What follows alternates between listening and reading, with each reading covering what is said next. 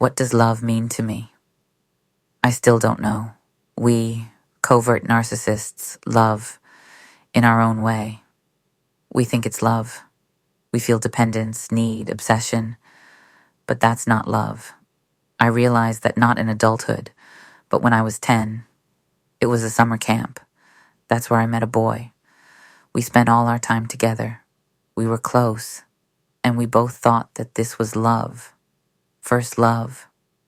After the camp, I moved and went to a new school. And one day, I was standing in the cafeteria, turned around, and saw him. He was in the same school. He was so happy to see me. But inside me, everything turned upside down. I felt disgust and panic. He tried to talk to me, waited after classes, looked at me with hope, and I avoided him as much as I could.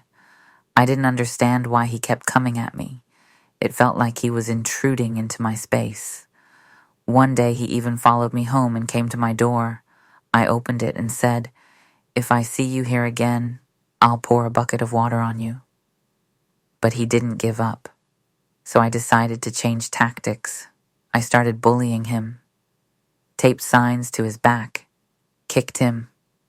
Once, I pushed him down the stairs. The girls and I laughed at him. I told everyone that he was hopelessly in love with me, and I found him disgusting. I did everything to make him leave me alone forever, and he couldn't take it anymore. He transferred to another school. Then, 3 years later, we were 14. One day after class, I saw a crowd of kids in the hallway. They were standing around someone, and it was him. I walked over and saw him.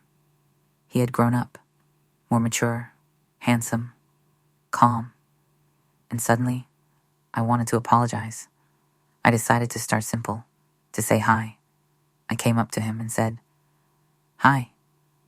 He didn't even look at me. He stood up and just walked past me, without a word, without a glance. And it felt like he walked right through me. I'll never forget that feeling.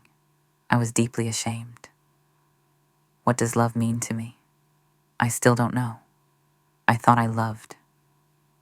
But after breakups, those men I once called the closest people in my life, it's like they just stopped existing, gone, reset, as if they were never there at all. My sister, who knows me better than anyone, always said, "You've never loved anyone. You only think you have." I used to get angry, yell that it's not true. But now, I'm not sure. Maybe I really don't know what real love is. In relationships, I always started as the perfect woman, the dream, caring, smart, delicate, attentive, beautiful, perfect. I created the illusion. I stepped into the role. I sensed what he wanted and gave it to him. And that's why I always chose special kinds of men. Not random, not superficial. I chose the purest, the kind-hearted, the ones who hadn't been broken yet, who knew how to love for real. I was drawn to gentle souls, to good, responsive men, the kind who wouldn't hurt a fly. And then I broke them. And sometimes I think, maybe I chose them so I could destroy them emotionally. Maybe it was some kind of revenge. For myself. For that kind girl I used to be, who was also devalued, broken, humiliated. When a relationship began, everything was perfect. Then I started stripping them mentally, taking off their skin. I would watch for their weaknesses. Who's afraid of rejection? Who's addicted to praise? I sensed it instantly. At first, I just remembered those spots. And then I started pressing, slowly, like a needle. Sarcasm, mocking. Comments aimed at the most painful places. I insulted them. I devalued them. I knew where to strike, and I did. It wasn't rage. It was methodical.